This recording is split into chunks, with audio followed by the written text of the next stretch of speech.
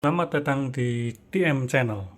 Pada video kali ini, kami akan membahas tentang Toyota Kijang Innova AN40. Tapi sebelum itu, bantulah kami dengan subscribe dan klik tombol loncengnya. Kita mulai dengan sejarah Toyota Kijang Innova AN40. Pada tahun 2004, Toyota Astra Motor meluncurkan Toyota Innova sebagai line-up pengganti Toyota Kijang Kapsul yang sudah melegenda di era sebelumnya. Tidak lupa pihak TAM mengikut sertakan nama Kijang untuk Innova ini agar Innova bisa langsung melekat di hati para penggemar Kijang. Jadi nama resmi di Indonesia adalah Toyota Kijang Innova, walaupun di luar negeri hanya disebut Toyota Innova. Masih sama dengan pendahulunya, Kijang Innova memiliki jok 3 baris yang bisa memuat 8 penumpang dan punya fleksibilitas yang lebih baik karena jok baris kedua bisa di-slide dan di-recline, sedangkan baris ketiga bisa di-recline. Kapasitas bagasi juga bisa lebih maksimal karena sistem pelipatan jok baris ketiga adalah dilipat dan digantung di samping, bukan maju ke depan seperti pendahulunya, menjadikan dia semakin sempurna sebagai mobil yang produktif. Toyota Kijang Innova ini dipasarkan mulai dari tahun 2004 hingga 2015, yang selanjutnya digantikan oleh Toyota Kijang Innova Reborn. Tapi untuk kali ini karena kita akan membahas Toyota Kijang Innova, jadi kita skip dulu penjelasan mengenai Toyota Kijang Innova Reborn. Biar lebih mudah, kami akan menyebut Toyota Kijang Innova ini dengan sebutan Innova, sedangkan untuk Toyota Kijang Innova Reborn sebagai Reborn. Nah, untuk Innova ini ada 3 kali facelift selama siklus hidupnya. Base model dipasarkan dari tahun 2004 sampai 2008. Facelift pertama dipasarkan dari tahun 2008 sampai 2011. Facelift kedua, yang mana adalah major facelift, dan disebut juga dengan Grand New Kijang Innova atau sering disingkat GNKI, dipasarkan dari tahun 2011 hingga 2013. Dan facelift ketiga atau yang terakhir sering juga disebut Innova Barong, dipasarkan tahun 2013 hingga 2015 sebelum digantikan Reborn. Innova dari awal peluncurannya sampai akhir sangat bersaing dengan Isuzu Panther, yang mana sudah terkenal juga sejak generasi Kijang sebelum-sebelumnya. Tapi memang karena Panther ini bisa dibilang tidak ada perubahan, maka Innova lah yang mengungguli persaingan ini, terutama setelah GNKI muncul. Sekarang mari kita bahas perbedaan di tiap generasi facelift. Saya akan mulai dengan facelift pertama. Di sini Innova memiliki bumper depan yang lebih panjang dan air rem bagian bawah yang lebih besar, serta terdapat sudut vertikal. Lampu belakang dan bumper belakang juga ada sedikit perubahan. Untuk facelift kedua atau GNKI ini terjadi major facelift yang mengubah penampilan Innova ini menjadi lebih modern, baik di bagian eksterior maupun di interior. Dan juga ada penambahan beberapa fitur. Mulai dari eksteriornya, bagian depan ada headlamp baru dan bumper model baru yang menggunakan bahasa desain Toyota pada masa itu. Untuk bagian samping ada penggantian velg. Untuk tipe G mendapat velg dari tipe V generasi sebelumnya, dan tipe V mendapat velg baru. Sedangkan tipe E sudah menggunakan velg alloy. Di bagian belakang juga terdapat pembaruan pada garnish di atas tempat plat nomor dan juga lampu belakang yang model baru. Ada juga penyempurnaan dari model penjauh sebelumnya di bagian ujung knalpot yang lubangnya mengarah sedikit ke bawah. Untuk eksterior hanya itu saja perubahannya. Sekarang mari kita beralih ke bagian interior. Yang langsung terlihat adalah setir model baru dengan desain 4 spoke dan mempunyai aksen silver. Kemudian di belakangnya ada instrumen cluster baru yang terlihat lebih modern dengan jarum-jarum indikator yang lebih lancip dibanding generasi sebelumnya. Bergeser ke dashboard bagian tengah, ada head unit baru yang memiliki layar touchscreen dan integrated USB. Di samping head unit juga ada aksen silver baru yang membuat interior semakin modern. Di bawah head unit ada panel AC yang menonjol dan eye-catching sekali. Dan di facelift ketiga atau terakhir ini, Innova memperoleh sedikit penyempurnaan dan penyegaran. Bumper depan baru dengan grill besar yang membuatnya dijuluki Innova Barong. Di awal peluncurannya banyak yang suka dan tidak suka dengan model ini. Bahkan ada juga yang mengganti wajahnya dengan model GNKI karena dinilai lebih bagus. Untuk bagian belakang ada perubahan di garnish yang memanjang dari ujung sampai ke ujung pintu. Itu saja perubahan yang terjadi di bidang eksterior. Untuk di interior ada penambahan airbag untuk penumpang depan kiri dan indikator passenger airbag di tengah dashboard. Serta head unit baru dengan menghilangnya knob putar untuk volume menjadi home button saja. Sekarang kita beralih ke tipe-tipe Innova. Pada awal penjualannya, tipe paling dasar ada di tipe E, kemudian ada tipe G di tengah-tengah, dan tipe V sebagai tipe tertinggi. Di mana ada juga tipe V Extra, yang dilengkapi dengan captain seat pada baris kedua, tapi pada awal penjualannya hanya terdapat pada tipe mesin bensin. Namun, varian ekstra ini mulai digantikan dengan varian luxury sejak tahun 2008, yang juga mulai tersedia untuk tipe G. Selain itu, juga muncul tipe J sebagai tipe paling dasar menggantikan tipe E. Dan tipe J hanya tersedia dengan mesin bensin 2000 cc dengan transmisi manual saja. Untuk dimensinya adalah sebagai berikut. Panjangnya 4555 mm, lebar 1770 mm, tinggi 1750 mm, ground clearance-nya 200 mm, dan berat kosongnya 1665 kg. Terbilang cukup besar di masanya, dan menjadikan mobil ini sebagai MPV yang nyaman, lapang, dan lega, baik untuk penumpang maupun untuk membawa barang. Mobil ini memiliki tangki bahan bakar yang bisa menampung 55 liter. Rangka yang digunakan adalah leather frame, membuatnya memiliki ground clearance yang tinggi dan travel suspensi yang panjang. Dengan suspensi depan double wishbone dan suspensi belakang multi-link, benar-benar membuat Innova ini sangat nyaman dikendarai di jalan yang kurang baik.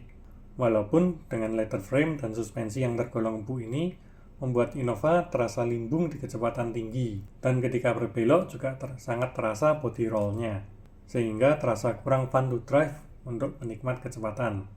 Tapi bagaimanapun juga, ini adalah leather frame MPV, bukan crossover atau sedan yang dengan bodi monocoque. Jadi kemampuannya dalam membawa penumpang dan barang adalah yang utama. Dibekali velg alloy 15 inch dan ban tebal ukuran 205/65 ring 15 membuat mobil ini aman dalam melibas jalan yang kurang baik dan bisa melewati hampir segala medan.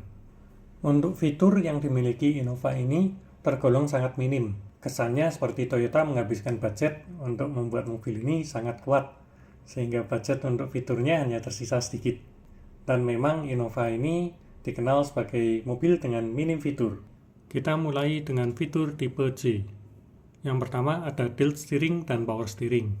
Yang kedua ada power windows dan electric door lock. Untuk yang ketiga juga sudah ada alarm. Keempat ada seat belt untuk semua penumpang. Dan kelima, joknya masih menggunakan vinil. Untuk tipe E sudah memiliki fitur tipe J dengan ditambah AC untuk baris kedua dan ketiga yang bisa diatur kecepatan fan-nya, sedangkan suhunya mengikuti suhu dari AC yang di depan. Kemudian yang kedua, audio system dengan 4 speaker. Yang ketiga, pelek kaleng 14 inch yang sudah dilengkapi dengan covernya. Yang keempat, joknya sudah menggunakan bahan kain yang tebal. Untuk fitur tipe G, sudah memiliki semua fitur dari tipe E dan ditambahkan dengan yang pertama, fog lamp. Yang kedua, velg alloy ukuran 15 inch dengan ban 205/65 ring 15. Yang ketiga, ada sensor parkir belakang 2 titik. Yang keempat, ada tambahan 2 tweeter di depan. Dan untuk head unit di tipe G sudah dilengkapi dengan layar touchscreen dan USB adapter untuk mempermudah konektivitas. Tetapi ini hanya tersedia dari mulai generasi GNKI. Untuk sebelum GNKI, masih menggunakan head unit single DIN untuk memutar kaset tape yang mirip dengan tipe E. Yang kelima, ada handle pintu yang sewarna bodi dan cover spion berwarna chrome. Yang ketujuh, seat belt adjuster dan seat height adjuster. Yang kedelapan, electric mirror dan spion night and day. Dan yang kesembilan, ada rear wiper. Sekarang kita beralih ke fitur tipe V, yang sudah memiliki semua fitur tipe G, ditambah dengan AC digital auto climate control. Walaupun masih single zone, tapi ini sudah lumayan. Yang kedua ada steering audio control. Yang ketiga ada ABS. Yang keempat ada dual SRS airbag untuk penumpang depan dan driver. Yang kelima ada MID. Tapi ini mini dan informasi yang disediakan juga cuma sedikit. Tapi lumayan bisa berguna, terutama ada pemakaian bahan bakar real time dan average-nya. Yang keenam, ada rear seat entertainment yang berupa layar berukuran 8 inch dan bisa digunakan saat head unit menyalakan film. Yang ketujuh, ada panel kayu di setir, dashboard, dan door trim. Kedelapan, instrumen cluster dimming light. Kesembilan, ada sunglass holder dan lampu yang mengarah ke driver dan penumpang. 10, corner sensor untuk bagian kanan kiri depan dan sensor parkir 4 titik. Yang ke-11, spion warna bodi yang dilengkapi dengan lampu sein. 12, ada side skirt. 13, ada printed antena. Dan yang terakhir, ada rear defogger. Selain dari tipe-tipe di atas, ada juga fitur luxury. Di awal penjualan, varian luxury atau ekstra ini hanya tersedia di tipe V bensin. Tapi sepertinya Toyota mulai menyadari jika tipe G dan varian diesel sangat diminati masyarakat. Jadi mulai facelift pertama, Toyota meluncurkan varian luxury untuk tipe G dan V diesel juga. Untuk perbedaan dari varian luxury, ada add-on body kit di bumper depan dan belakang, serta side skirt, tapi dengan model yang sedikit berbeda dengan side skirt yang sebagai bawaan tipe V. Tambahan aksesoris chrome yang tersebar di seluruh eksterior seperti handle pintu, cover plat nomor, grill, dan lain-lain. Selain itu juga ada option captain seat. Sekarang kita masuk ke varian mesin yang tersedia untuk Innova ini. Yang pertama, ada mesin bensin yang berkapasitas 2000 cc berkode 1TRFE. Mesin ini mempunyai tenaga 134 horsepower dan torsi 182 Nm yang bisa mengantarkan mobil ini dari berhenti hingga 100 km per jam hanya dalam waktu sekitar 14 detik. Memang bukan suatu mesin yang kencang, tapi ini sudah cukup untuk MPV. Sedangkan untuk konsumsi BBM-nya, ini sering dikeluhkan banyak orang. Untuk transmisi manual masih lumayan bisa mendapat 8 km per liter untuk di dalam kota, sedangkan untuk luar kota bisa sekitar 11 atau lebih kilometer per liter. Masih terdengar normal ya. Ya, tapi setidaknya ini untuk manual. Kalau untuk yang otomatis, konsumsi dalam kota hanya dapat 7 km per liter. Dan untuk luar kota hanya bisa memperoleh sekitar 10 km per liter. Bukan mobil yang kenceng, tapi borosnya menyerupai mobil dengan mesin kapasitas 2400 cc. Yang kedua ada mesin dieselnya yang sangat digemari oleh diesel enthusiast, berkapasitas 2500 cc, berkode 2KD FTE. Mesin ini mempunyai 102 horsepower dan torsi 200 Nm untuk transmisi manual dan 260 Nm untuk transmisi otomatis. Yang manual memang on data, torsinya lebih rendah, tapi bisa diperoleh di rentang RPM yang lebih panjang, sekitar 1800 RPM sampai 3000 RPM. Sedangkan untuk yang otomatis, walaupun torsinya lebih tinggi, tapi dia hanya spike di sekitaran 2000 RPM, kemudian menurun. Jadi feel berkendara yang dihasilkan juga berbeda. Di otomatis terasa lebih nendang saat pelan, dan yang manual terasa lebih smooth.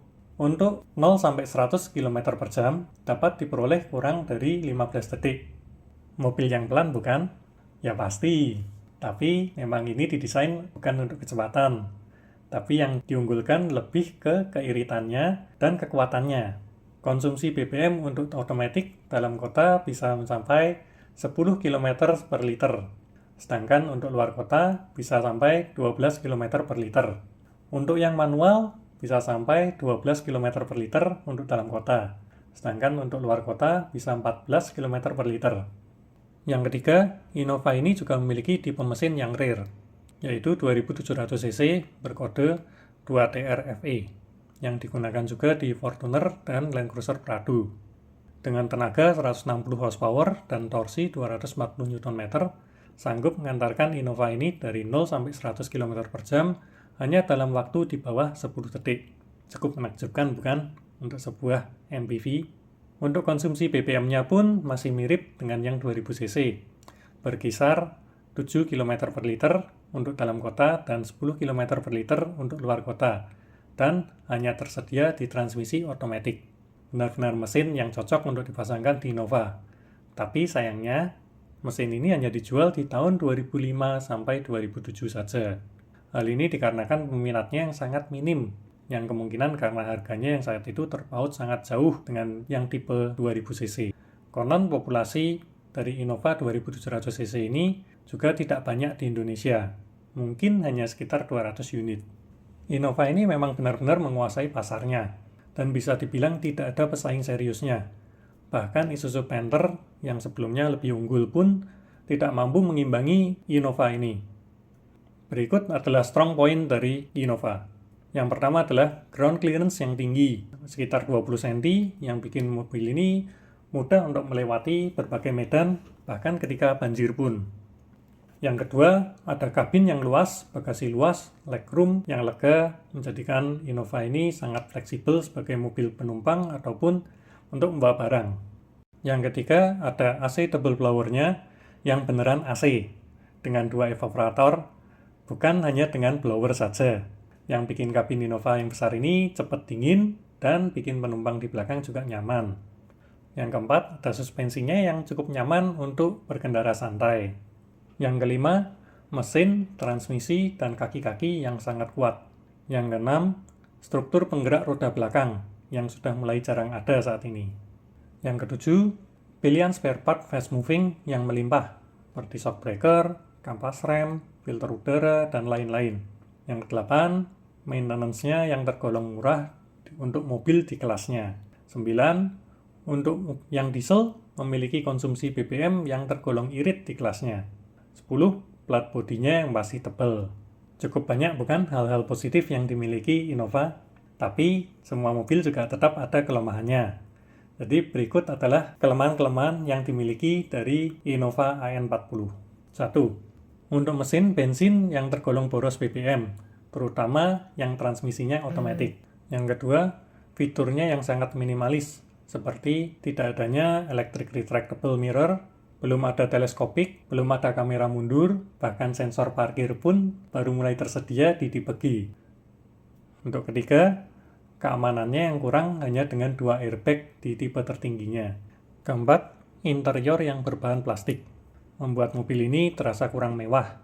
Tapi ini bisa menjadi kelebihan di Innova, karena memang sejatinya Innova diciptakan untuk mobil produktif, dan bahan plastik memang akan lebih kuat untuk jangka panjang.